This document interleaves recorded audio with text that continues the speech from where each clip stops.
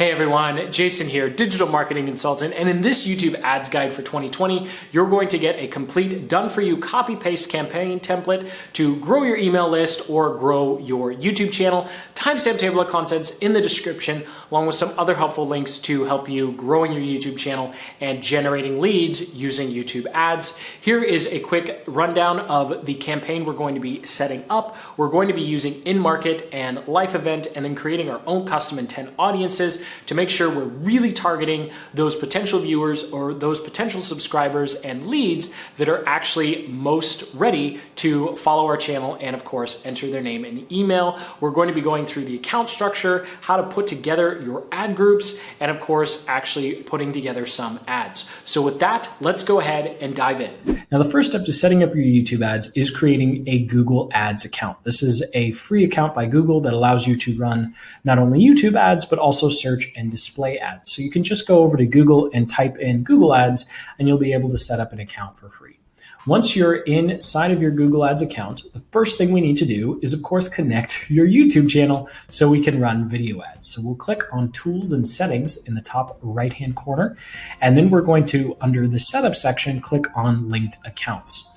We'll scroll down and click on YouTube Details, and then we'll be able to click the blue plus button to add our channels. Now, you can add multiple channels to your Google Ads account, and you can have multiple channels connected. You can have one channel connected to multiple Google Ads accounts. So as far as we've seen, there is not a limit between the number of channels and ad accounts you can connect. So some of our channels are connected to multiple ads accounts and vice versa. So you just go ahead and click search. You'll verify that you own the channel, and then your channel will show up here.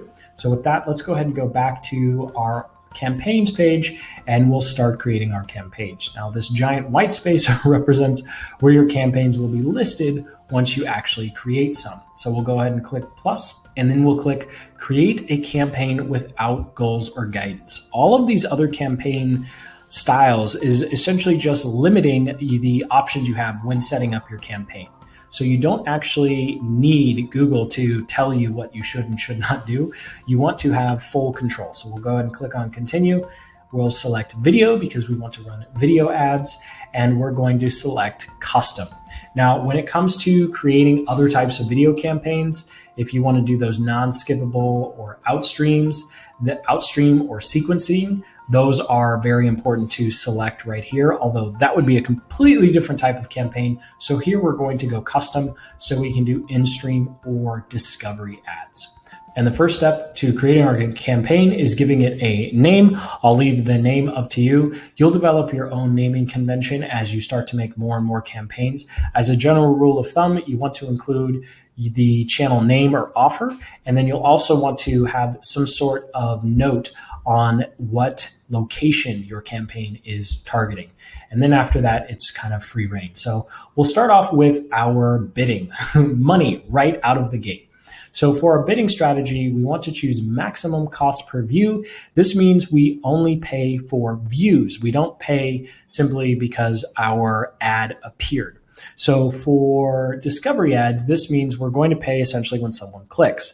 For in-stream ads, which is what we're going to focus on here, this means we're going to pay every time someone reaches the 30-second mark in our in-stream ads. So in-stream ads, they pop up, and if someone skips before that 30-second mark, you don't pay as long as your ad is more than 30 seconds. So your in-stream ad should be more than 30 seconds. We'll go ahead and set our budget to daily because you can always turn this on and off. For start and end dates, I recommend, getting tongue twisted here, I recommend setting an end date 2 weeks from your start date. That way you make sure that YouTube and Google don't run away burning your ad dollars, because you will not get your money back. So it's very important you set an end date just in case you forget. Then when we come down to networks, there's something very, very important here. Uncheck video partners on display network, because you want your videos to show up on YouTube itself. You don't want them showing up in random other places that YouTube and Google are super vague about where the videos show up. So until they're much more clear, let's go ahead and just uncheck display network. You can go ahead and enter a language if that's really important to you. I typically use location targeting as a way to make sure that I'm targeting the right people. But if it's very important that you are targeting a specific language that isn't common in the locations that you're targeting, you might want to put that in here. Of course, do remember that it's going to be harder for YouTube to know because that language information is typically limited to people who are logged in. So I normally just leave it alone. Instead, I go to locations. We're immediately going to click on advanced search and click on add bulk locations here. And this is where there's some general rules of thumb depending upon what you're trying to do. So if you're trying to drive traffic off of YouTube, this is going to be very important.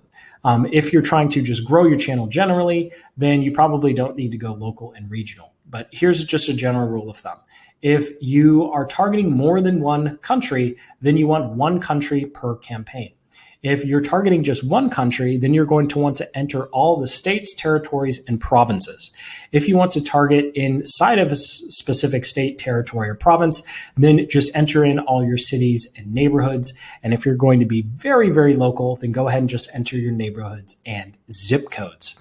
So I'll leave it up to you which one you choose to do, but it is important that if you are targeting a smaller area, you enter in all the zip codes or all the neighborhoods to start. You can always pause and turn things off later. So we'll go ahead and for this particular instance, we're just going to target the United States. So I'm going to copy paste all 50 states, go ahead and click search, and then I can immediately click on target all. And that way I'm telling Google that I want my YouTube ads to show up in all 50 states. And this is very nice to segment it here because as your views come in, you'll easily be able to see which specific state, neighborhood, or zip code is performing the best or responding the best. So I'll go ahead and click on save here. We're targeting all 50 states and we can move on to our inventory options. Now, this is something that not everyone seems to agree with me on, but for me, I don't care what my ideal viewer or ideal prospect is watching at any given time. So I choose expanded inventory because those are the videos that the big brands are afraid of. And it simply means you're going to be paying a lot less because there's less competition on the expanded inventory. But if you're super concerned about your brand for some reason, you can go ahead and click on standard or limited. Although just remember that your costs are going to be significantly higher. So the next thing we have is some options in terms of specific labels. I generally just leave this alone. Embedded videos and live streaming is now automatically taken off. So if you're very, very concerned, you can go ahead and check the box content not yet labeled. Although for myself and all our clients, I always leave these boxes unchecked because we want to really focus on who we're targeting as opposed to being worried about what the video they have chosen to watch. So then we have some other settings here where only one of them is really important for YouTube ads.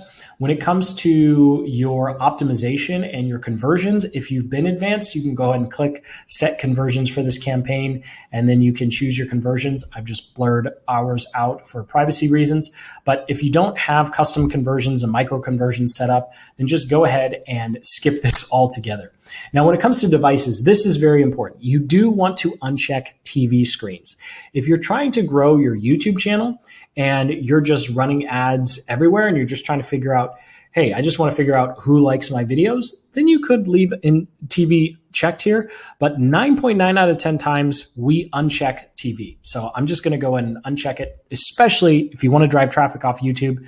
There's no way to actually make clickable links inside of the YouTube app on TVs right now. So there's really no purpose of running ads on TVs unless you just want people to watch your video. Now, next we have frequency capping, and this is another place where you're going to want to leave it alone when you're first getting started. If you start getting advanced and doing remarketing campaigns, you definitely want to start playing around with frequency capping. Although the issue is you have no feedback or data to know whether or not frequency capping is making a difference unless you made 2 campaigns and the only difference you made between the 2 was the frequency caps. So I generally just leave this alone. And then we have ad schedule at the bottom, which for YouTube, I typically leave alone. If you're running ads for some reason for a business where you're trying to get phone calls and you only want the ad to show up when you're ready to take a phone call, then sure, you can go ahead. But as a general rule of thumb, the more restrictions you put on your ads, the more you're going to have to pay. So leave ad schedule and frequency capping alone. And then we'll go ahead and skip ad group creation. You'll actually be able to start creating your ad groups here in this interface, but we're going to be advanced and actually create our ad groups separately. So I'm going to go ahead and skip. Yes, we do want to skip, and then we can click create our campaign and continue to our campaign settings. So now we have our campaign and we're ready to start creating our ad groups. This is where we're going to make the decision who specifically we're going to be targeting. So going back to our campaign diagram real quick, you can see that we've actually completed the first step, which is the structure. We've chosen our country, the type of inventory, and our daily budget. And so that's going to apply. The settings we just went through will apply to all of our ad groups and ads. So we are now on level 2 here, where we're going to start doing some targeting research and choosing who specifically we want our ads to show up in front of. So let's go ahead and go through the different options and why we've chosen in-market and life events as the way to go. So we'll go ahead and click on the blue plus button while we are inside the campaign we just created, and then we'll be presented with our ad group settings. So the first thing we'll want to do is choose whether or not we're going to be targeting people or we're going to be targeting content. So when you're targeting content, this is going to be keywords, topics, and placements. If you're curious where you can choose to target specific videos or specific channels, that is going to be under placements. Now, when it comes to people targeting, we can target demographics and audiences. And audiences is actually what we're really going to focus on for the rest of our ad groups. But there is something under demographics that we do want to check, and that is to make sure that we uncheck 18 to 24 if we're driving traffic off of YouTube. So click the down arrow on demographics and make sure you uncheck 18 to 24 for all of your ad groups. If you're just running ads because you want to grow your channel, this isn't as much of a big deal. But if you want to sell anything, you definitely want to uncheck this box. So let's go ahead and go into audiences now.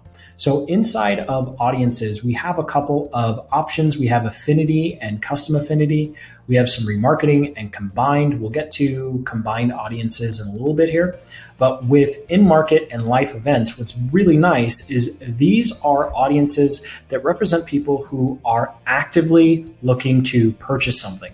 So they're going to be slightly more expensive than affinity audiences, which is just full of people who are generally interested in a subject. But even if you just want subscribers, these are people who Google has identified are actively looking to buy or actively looking at content around these specific services. So this is great for getting people who are interested in your particular channel or business right now. So in this particular example, I'm going to choose business services, but this is a quick list of all the different options you have. What's very important though, is we only choose one option per ad group. So that's why we have so many different ad groups. So I'll go ahead and select advertising and marketing services, because I think someone who is interested in advertising and marketing services would probably find interest in a video about YouTube ads as well as our agency services. And with that, that is the only targeting settings I'm going to set for this ad group. So I'll go back up to the ad group name and just name it in-market advertising and marketing services. So when I'm doing my analysis later, I know by just looking at the ad group name exactly who the target is. So I like to recommend that you name your ad group after the person or people or group of people that you are targeting. So the only other thing we need to do here is set our bid. Now, the only risk you have with this is setting the bid too low. And as of right now in 2020, setting this at 5 cents is more than enough to get enough traffic, because you can always pay more money. Google is always happy to take more of your money. So let's not give them the farm when we're first getting started. So for an in-market audience on YouTube, and we're going to be choosing our type of ads in a second here, irrespective of what type of ad you're going to be running, 5 cents is plenty to know whether or not it is working. There's no point in paying more right out of the gate. So we'll go ahead and skip our ad creation, and then we're going to be asked a question when we try and save ad group. It's going to ask us for our ad format. So here we have to make a decision. Are we going to have a campaign full of ad groups that are skippable in-stream ads, which are those ads that pop up in front of YouTube videos that you can skip after 5 seconds, where we only pay if someone watches at least 30 seconds of our video? Or are we going to do video discovery ads, which essentially show up in search results, suggested, and sometimes in homepage feeds, and people have to physically click to watch our video?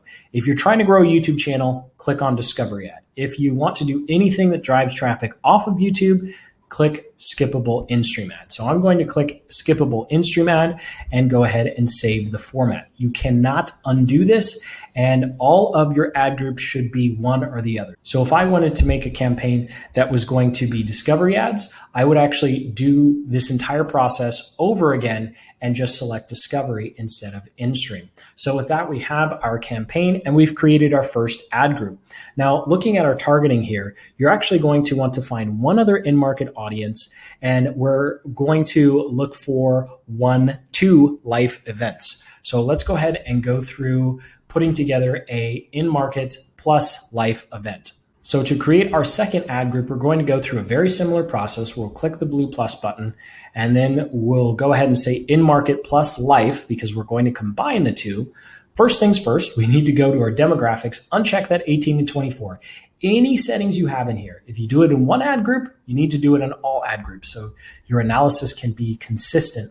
And then under audiences, we're actually going to go to combined audiences this time, because we want to layer two different audiences together to be very specific. So essentially what we're doing here is we're creating a new combined audience by telling Google that we need two things to match up instead of just one. So we'll click on combined audience here, and we can give our audience a name. I'll just wait until I've actually chosen my selections here. So when you do your drop down and you click on browse, you'll see that you have the same audience options as when you were creating your first ad group. So we'll go ahead and click on in market, and we're going to go to in market audiences, and I'm going to click advertising and marketing services over again. But this time I can actually narrow it by saying and. So by doing this, I'm telling Google and YouTube, hey, I want you to show my video ad to people who are in the advertising marketing services and meet this next requirement, which is a life event. And this is very, very powerful. So we'll come in here, and instead of in-market audiences, we'll go ahead and click on life events. And then you'll see there are a lot of different life events that Google is tracking. They're doing their creepy thing, figuring out what we're doing with our lives. In this particular instance, I'm going to go to business creation, and I'm going to click on recently started a business. Now, you might go through this list and you find that there isn't any options here, and that's okay. Then what you can do is just go and try and have two in-market audiences instead of an in-market plus a life event. I'm going to click on recently started a business. And so now I've created a custom audience where I'm telling Google I only want my ad to show up for someone who meets both of these criteria. So someone who started a new business and is interested in advertising and marketing services. So as you can see, just doing something very simple like this, we're making sure that we're choosing people who are highly interested in our content or our business offer. I'll go ahead and click on create. And now I have this new combined custom audience that I can actually use in other campaigns. So we'll go ahead and set our bid. I'm actually going to set the bid to 10 cents on this because I am being so specific on who I want. I'm guessing that it's going to cost a little bit more. That's just typically what we've seen. So for this campaign, it makes sense to pay 10 cents, but that is the absolute max I would ever pay in 2020. It might change in 2021, but for 2020, this is the absolute max that you want to start with. And this is only for small custom audiences like what we're building here. We'll go ahead and skip the ad creation process again, and then save ad group. Yes, we want to be skippable in-stream, save the format. And now we have our two ad groups. So going back to our diagram here, you see we've already set up our two ad groups.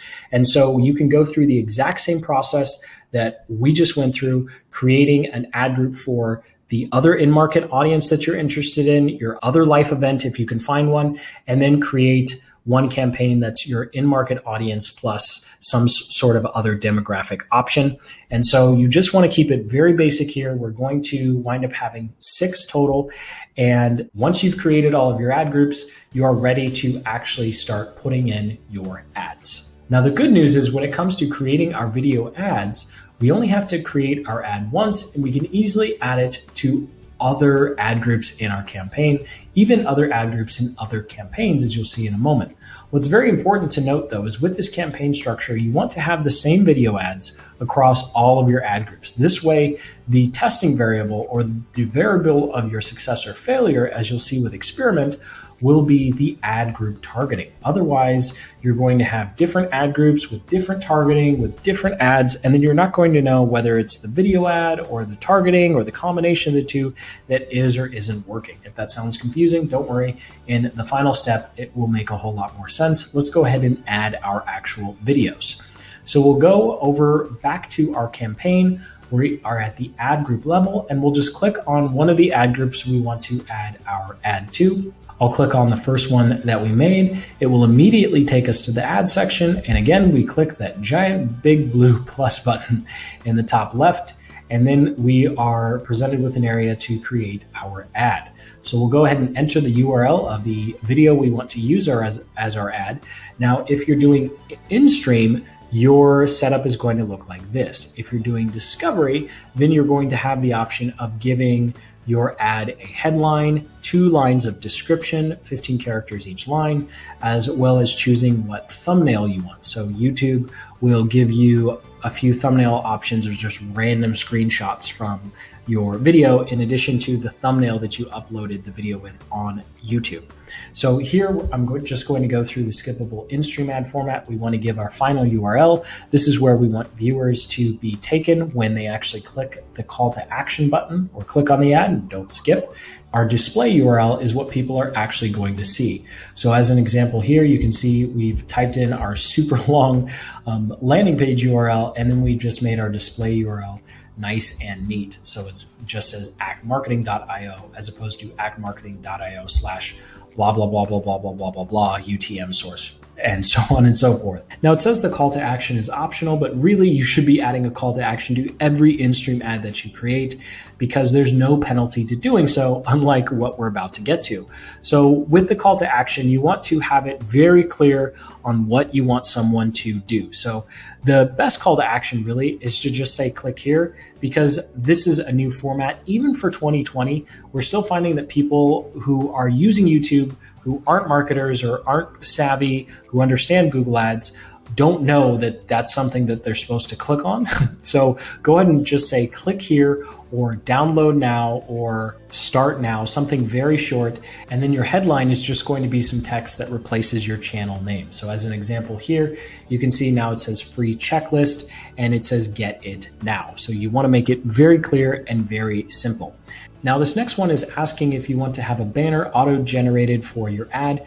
And yes, you do, because if you upload an image here, that 30-second grace period on paying goes away, which means if you want to add your own image there, that means you're going to pay every single time someone watches, even if they skip. So you definitely want to keep that 30-second grace period.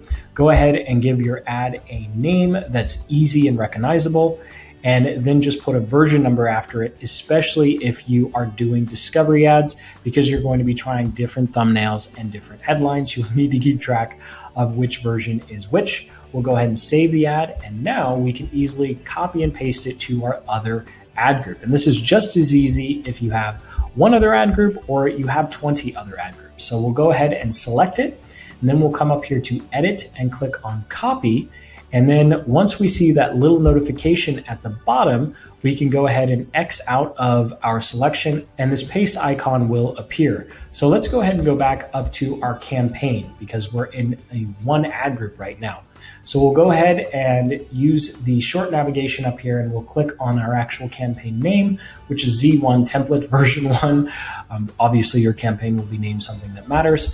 And then you'll be able to see all of the ads for all of your ad groups. Now, we're looking at this at the campaign level, and you see that there's only one ad because we only have 2 ad groups and we only add 1 ad. So we'll click on back to our ad groups. And now we're going to go ahead and click on paste. Now, the reason that we did this is simple. You want to clearly be able to see which ad groups you want to paste your new ad into. So we'll go ahead and click on paste, and then you're going to be able to scroll down to your new campaign. Probably don't have 99 set up. And then go ahead and select the ad groups that you want to paste the ad into and click on done. So this way, if you have just one ad group like we do here, you click one box. If you have multiple, you can just check all the boxes. So you don't have to go through making your ad over and over and over again. We'll go ahead and click on done. We'll click on paste. And now our ad is in both ad groups. And if you want to check, we would click on in market plus life, and we would see that our new ad is in that ad group as well. So with that, you have created your entire campaign. So we've gone through the settings for your actual, at the campaign level, we've gone through how to create a ad group that has just one audience, creating combined audiences. You can always use a timestamp table of contents to come back to this particular slide and use it as a template for creating your other ad groups. And we've created our ads. So now let's go ahead and go through what do we do when that data starts coming in? How do we know what's working and what isn't? So going back to our ad groups here, we want to have 3 to 7 per campaign. And of course, we want to keep those demographics consistent. Remember, we unchecked 18 to 24 for both of these ad groups. You always want to keep that consistent. And then we need to wait until we have at least 1,000 impressions at the ad group level or 100 views before we start making decisions.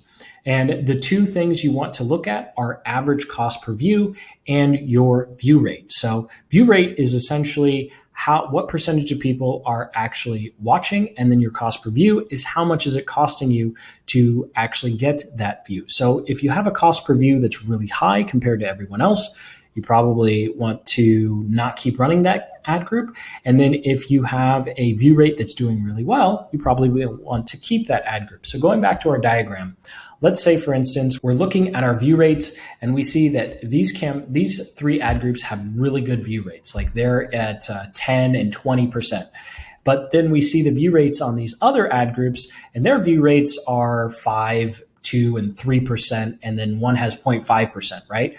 Well, that means that people in that audience don't really seem to like the ad. So we would actually pause all of those ones that have bad view rates or really high cost per views. And then moving forward, we would only have 3 ad groups running. And then we would do the same analysis on our ads inside of each one of those ad groups. And then you would continue to run these ad groups and you would add new ad groups, testing new audiences, and of course, trying new ads. And with that, that's all there is to it, to setting up and running your YouTube ads campaigns. Thank you so much for watching. I sincerely hope you got some value out of this video and you feel a lot more confident with YouTube ads. Make sure you comment below with any questions or concerns you have with running YouTube ads to grow your email list or grow your subscriber base. Make sure you hit that like button and subscribe for more deep dive advertising videos just like this one, along with other videos creating sales funnels and of course, marketing your business on YouTube. So until the next, keep building the business you love.